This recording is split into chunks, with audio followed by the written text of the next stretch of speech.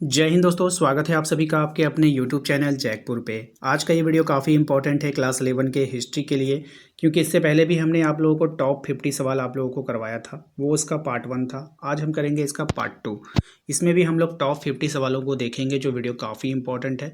शुरू से लेकर अंत तक बने रहना है। साथ ही साथ यदि आपने अभी तक हमारे चैनल को सब्सक्राइब नहीं किया तो सब्सक्राइब करके व्हाट्सअप ग्रुप यदि ज्वाइन करना चाहते हैं तो लिंक हमने डिस्क्रिप्शन में डाल दिया है, वहाँ से जाकर ज्वाइन कर लीजिएगा। आइए स्टार्ट करते हैं। इसमें हम 50 इंपॉर्टेंट सवाल करेंगे। हो सकता है कि 4 से 5 सवाल आपका आउट ऑफ सिलेबस हो, तो उसको आप लोगों को इग्नोर करना है।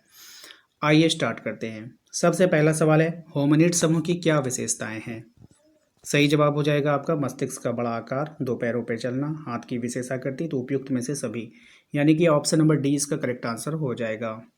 दूसरा सवाल है हमारा, होमो लैटिन भाषा का शब्द है जिसका अर्थ क्या होता है? तो देखिए इसका अर्थ होता है आपका आदमी। ऑप्शन नंबर ए इसका सही जवाब हो जाएगा। नेक्स्ट है, होमो इरेक्ट्स के प्राचीन जीवाश्म पाए गए हैं। कहाँ पे पाया गया ये आपको बतानी है। सही जवाब हो जाएगा आपका एशिया और Africa. Option number B correct answer हो जाएगा। क्वेश्चन नंबर आते हैं 4 पे। कह रहा है कि ऑस्ट्रोलोपिथिक्स की उत्पत्ति जो हुई है वो किस भाषा से हुई है, आपको बतानी है। सही जवाब हो जाएगा आपका लैटिन और ग्रीक भाषा से। ऑप्शन नंबर सी हो जाएगा।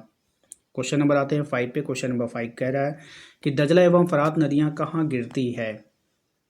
अब ये जो दजला एवं फरात नदियां गिरती है ये फारस की खाड़ी में गिरती है। Option number C correct answer हो जाएगा।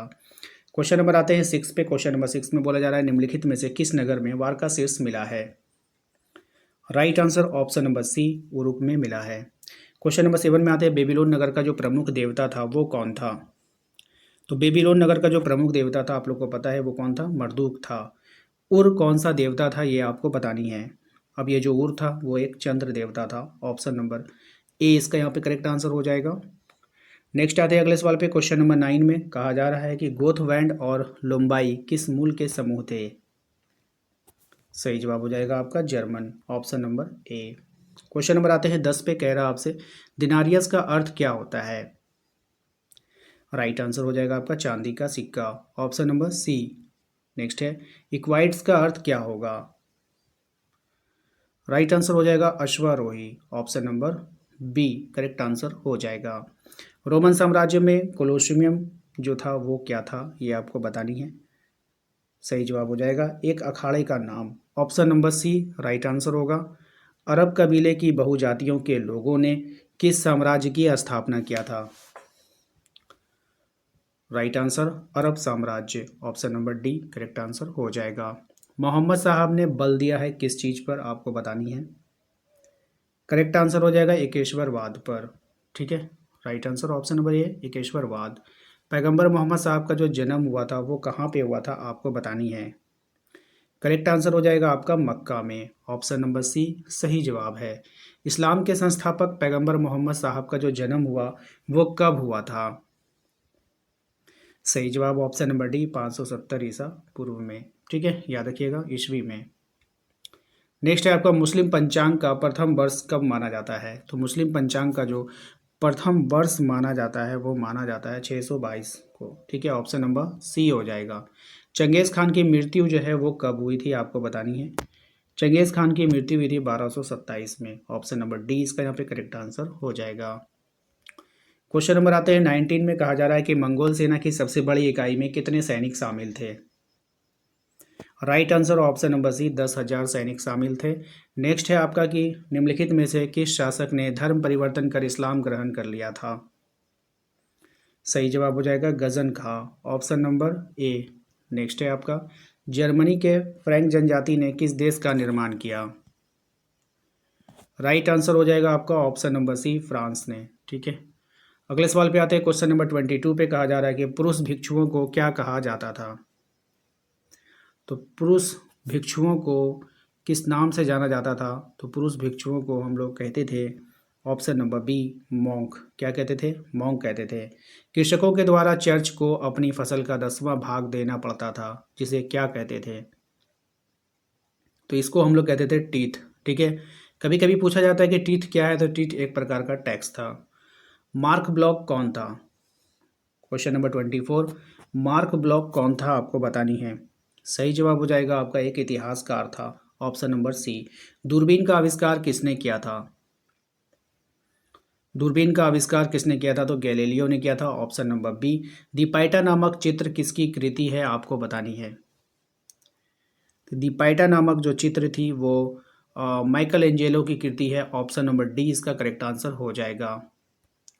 क्वेश्चन नंबर आते हैं 27 में। क्वेश्चन नंबर 27 में कहा जा रहा है छापाखाना का आविष्कार किसने किया था?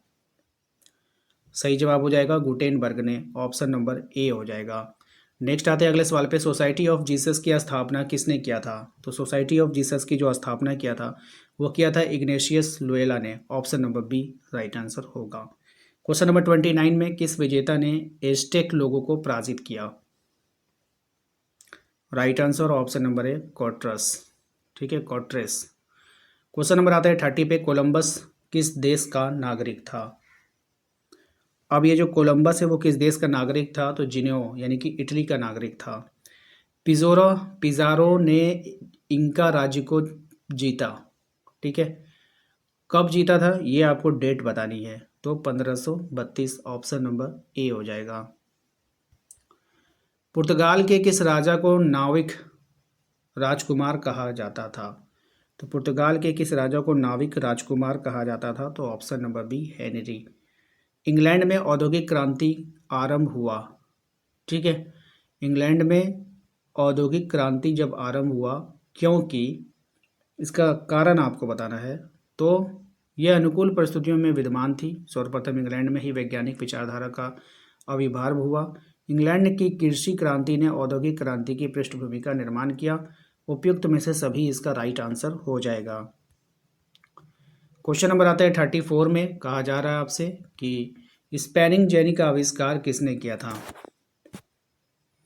सही जवाब हो जाएगा जेम्स और ब्रिज ने, option number D. Flying shuttle का आविष्कार किसने किया था?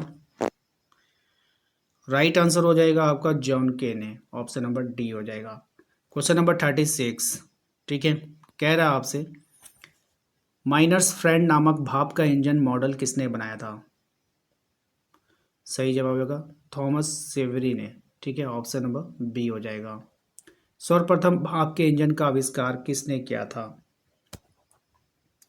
तो सर्वप्रथम भाप के इंजन का आविष्कार किया था जेम्स वाट ने, ठीक है। इसका 2-3 नाम आता है, ठीक है, मतलब इसमें फुल कन्फ्यूजन है। अगर आप नेट पे सर्च करोगे तो फिर वहाँ पे जेम्स वाट नहीं देगा, ठीक है, तो इस बात का आप लोग देख लीजिएगा। ऑस्ट्रेलिया में कौन सा यूरोपवासी पहली बार पहुंचा था? ऑस्ट्रेलिया में कौन सा एक यूरोपवासी था जो पहली बार पहुंचा था, वो आपको बतानी है। तो डच। कौन पहुंचा था पहली बार? डच पहुंचा था, ऑप्शन नंबर डी हो जाएगा। ऑस्ट्रेलिया के मूल निवासी कौन थे? तो अब ऑस्ट्रेलिया के जो मूल निवासी थे वो मावरियो थे। कौन थे? मावरियो, ऑप्शन नंबर ए। नेक्स्ट है आपका ऑस्ट्रेलिया के बस्तियों को स्वशासन का अधिकार कब मिला? तो ऑस्ट्रेलिया के जो बस्ती थे ना उनको स्वशासन का अधिकार मिला 1861 में, ऑप्शन नंबर डी हो जाएगा। 1514 ईस्वी में चीन में सर्वप्रथम कौन सी यूरोपीय शक्ति ने प्रवेश किया? Right answer option number B, पुर्तगाल ने प्रवेश किया था। 18वीं शताब्दी के आरंभ में यूरोपीय लोग चीन में क्या खरीदते थे? तो चीन में ये लोग क्या खरीदते थे? चाय, रेशम, मिट्टी के बर्तन। तो उपयुक्त में से सभी, ऑप्शन नंबर डी हो जाएगा। नेक्स्ट आते हैं अगले सवाल पे। अगला सवाल है आपका कि 1911 में मंचू राजवंश की समाप्ति के पश्चात किसके नेतृत्व में गणतंत्र की स्थापना हुई थी?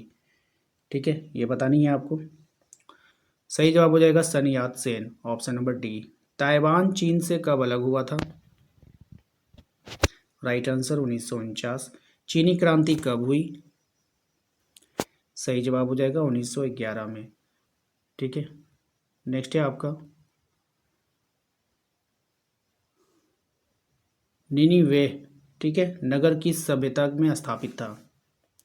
अब ये जो निनिवेह नगर है वो कौन सी सभ्यता में था? तो अशीरिया में, ऑप्शन नंबर बी। मदीना कहाँ है आपको बतानी है। करेक्ट आंसर अरब प्रायद्वीप में।